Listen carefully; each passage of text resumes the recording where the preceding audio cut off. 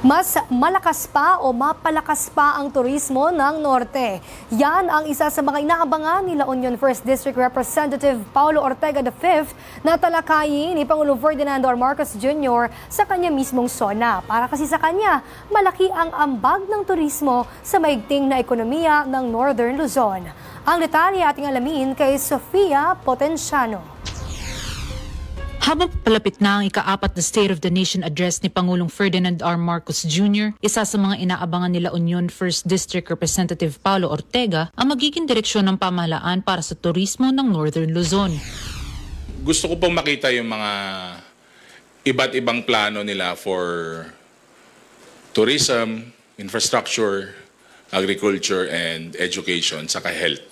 Yun talaga doon ako nag-aabang ng mga report ng ating Pangulo. Bilang kapwa taga-Norte, umaasa si Representative Ortega na isa sa mga mapagtutuunan ni Pangulong Marcos ay ang turismo sa kanilang rehiyon. Dagdag pa ng mambabatas, sa loob ng halos 2 taon ay umabot na sa halos 2 bilyong piso ang kita ng La Union at malaking bahagi nito ay mula sa turismo.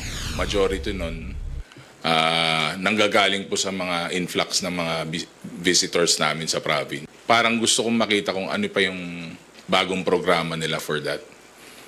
Yung sustainability, yung ecotourism, yung tourism as a whole. Bagamat kilala na ang probinsya ng La Union sa buong Pilipinas, nais ng mambabatas na makilala din ang lalawigan sa buong mundo. Ayon kay Ortega, magiging posible lang ito sa tulong ng pamahalaan. Simple lang aniya ang kanyang hangarin, magkaroon ng maayos at kumpletong business district na hindi makukompormiso ang natural na ganda at agrikultura ng La Union.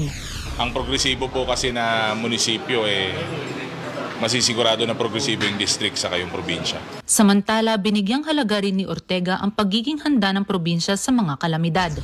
As long as we have the funding, as long as ma-implement po ng maayos, saka maibaba po itong mga proyekto na to, then masosolve po yung mga basic na concerns natin with regards to natural calamities. Ngayong muling haharap sa bayan ng Pangulo, umaasa si Representative Ortega na hindi mapag-iiwanan ang Norte. Hiling ng mambabatas na makapaglatag ang Pangulo ng mas malawak, mas matibay at mas pinaigting na proyektong pangturismo para sa rehiyon.